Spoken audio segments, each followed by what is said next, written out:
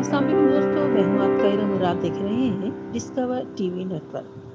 بکتاشی مسلمانوں ہی کا ایک صوفی سلسلہ ہے جس کی بنیاد خراسان کے شہر نیشاپور میں سن 1248 میں پیدا ہونے والے حاجی بکتاش ولی نے رکھی۔ حاجی بکتاش ولی کی وفات 92 سال کی عمر میں سن 1340 میں ہوئی۔ بکتاشی سلسلہ معروف صوفی شاعر جلال الدین رومی اور اسلامی اسکالر اور صوفی و فلسفی ابن عربی کے نظریات سے متاثر ہے۔ بکتاشی صوفی سلسلے کی خانقاہیں عثمانی دور حکومت میں بلقان اور خاص طور پر البانیہ میں پھیلی ہوئی۔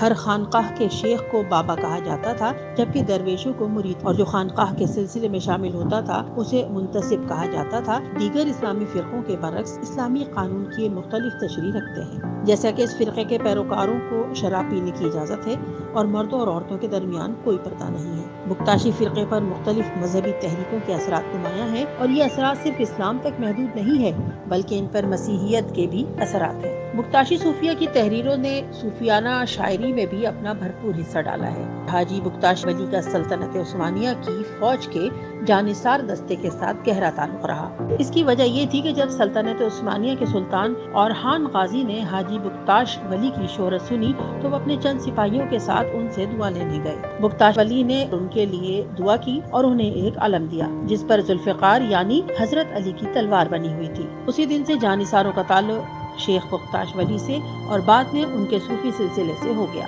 اور پھر صدیوں تک یہ لوگ عثمانی فوج میں بطور حملہ آور دستہ شامل رہے۔ فوج بنیادی طور پر جنگوں میں قیدی بنائے گئے عیسائی بچوں پر مشتمل تھی جنہیں مذہبی تعلیم دی جاتی تھی۔ بعد میں بکتاشی فرقے سے تعلق قائم ہونے کے بعد جانثار بکتاشی سلسلے سے مضبوطی سے وابستہ اور اپنے شیخوں کی مکمل اطاعت کرتے تھے۔ بکتاشی سلسلے کی سیاسی اہمیت کی وجہ سے بھی جانثار ان کے شیخوں کو اپنا امام سمجھتے تھے۔ 1340 میں حاجی بکتاش ولی کی موت کے بعد بکتاشی اور جانثاروں کے درمیان کا تعلق 1825 تک بہت قریبی رہا۔ جانثاروں کی قوت اس قدر بڑھ گئی کہ وہ جسے چاہتے اسے مقرر کرتے اور جسے چاہتے اسے معزول کر دیتے۔ سلطان محمود دوم نے اس دستے کو ہمیشہ کے لیے ختم کر دیا۔ بکتاشی تحریک کی قیادت سن 1935 میں اس وقت البانیہ میں منتقل ہو گئی جب جدید ترک ریاست کے بانی مصطفیٰ کمال اتا ترک نے ترکی میں موجود تمام صوفی فرقوں کو تحلیل کر دیا۔ آج البانیہ کی آبادی تقریباً 27 لاکھ افراد پر مشتمل ہے۔ اس آبادی میں لگ بھگ 50% مسلمان ہیں،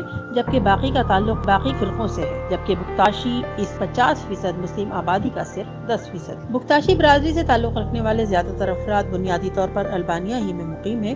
اس کے علاوہ اس مذہبی گروہ کے کچھ پیروکار ترکی، یونان، ایران و امریکہ میں بھی موجود ہیں۔